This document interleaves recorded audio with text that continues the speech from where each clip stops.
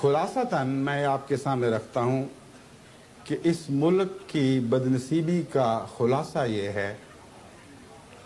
کہ وہ افواج پاکستان جو ملک کی حفاظت پر متعین تھیں، جن کا اولین فرض تھا کہ اس ملک کی حفاظت کریں، انہوں نے 2 مرتبہ عملاً اس ملک سے بے وفائی کی ہے۔ اول ٹیریٹوریل یعنی زمینی حفاظت میں اس وقت ناکام رہے جب آدھا ملک ان سے ٹوٹ کر الگ ہو گیا۔ کیوں الگ ہوا اس کی تفاصیل میں نہیں جانے چاہتا، لیکن پاکستانی فوج جس کے سپرد تھا کہ اپنے ملک کی ٹیریٹوریل حفاظت کریں، وہ بہرحال اس میں ناکام رہے۔ ملک کو یکجا رکھنے میں جو سیاستدانوں نے کردار ادا کیا، مثبت یا منفی، وہ ایک لمبی بحث ہے، لیکن افواج پاکستان جب اس ارینا میں، اس میدان میں داخل ہوئی ہیں تو وہ اپنے فرائض کو سر انجام دینے سے ناکام رہیں۔ اس وقت، اس کے بعد جو نفسیاتی لحاظ سے وہ احساس کمتری میں مبتلا ہوئے، ان کو شفا بخشنے کی کوشش میں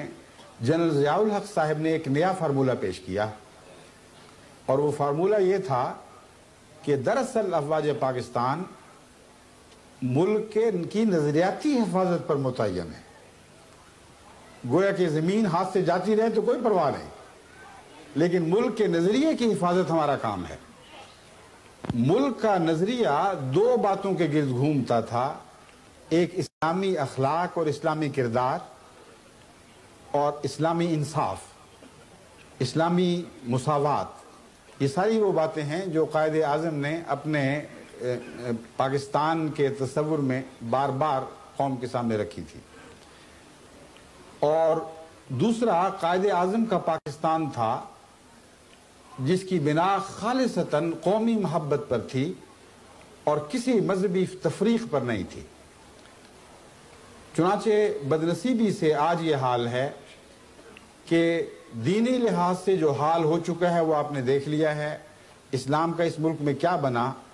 اور اس کی کیسے حفاظت کی گئی۔ یہ کھلی ہوئی دردناک اور شرمناک کہانی ہے۔ اور جہاں تک قائد اعظم کا تعلق ہے، قائد اعظم کے پاکستان کو افواج پاکستان کی سربراہی میں، جبکہ ضیاء الحق ان کے سربراہ تھے، تمام تر قائد اعظم کے دشمنوں کے سپرد کر دیا گیا، اور یہ ملک کلیتاً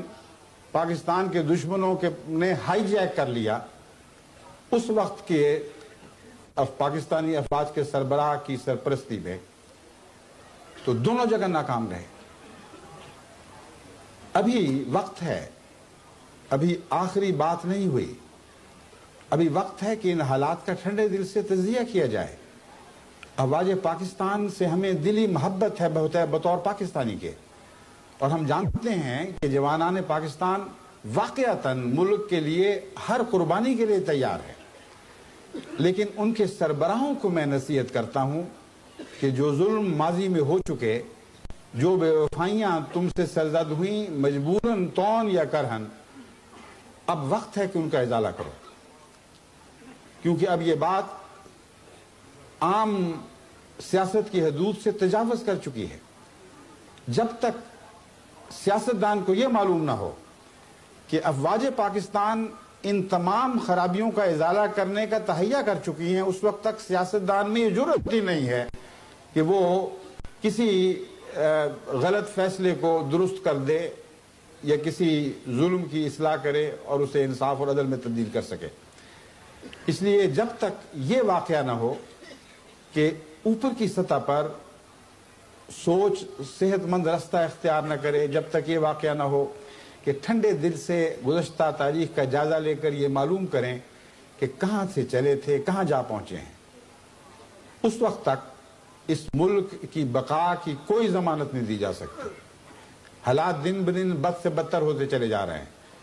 اس لیے میں نہایت درد مند دل سے صرف پاکستان کی افواج کے سربراہوں ہی کو نہیں، ملک کے تمام سیاستدانوں کو جو حکومت سے تعلق رکھتے ہوں یا اپوزیشن سے تعلق رکھتے ہوں، یہ عاجزانہ درخواست کرتا ہوں، کوئی کی خدمت میں یہ عاجزانہ اپیل کرتا ہوں، یہ عاجزانہ درخواست کرتا ہوں کہ خدا کے واسطے سر جوڑ کر بیٹھو، جو لغزشیں ہو گئیں ان کو ماضی میں دفن کرو، اثر نو پاکستان کی تعمیر نو کا کام شروع کرو۔ اور یہ ممکن نہیں ہے جب تک اول تم قائد اعظم کے اس تصور میں پناہ نہ لو جس تصور کو قائد اعظم کے الفاظ میں بار بار آپ کے سامنے پیش کر چکا ہوں، اور اس سے بڑھ کر قرآن کی اس نصیحت میں پناہ نہ لو جو اس آیت کریمہ میں پیش کی گئی ہے جس کی میں نے پہلے تلاوت کی تھی، ان اللہ یامر بالعدل والاحسان وایتاء ذی القربی۔ اے مسلمانوں،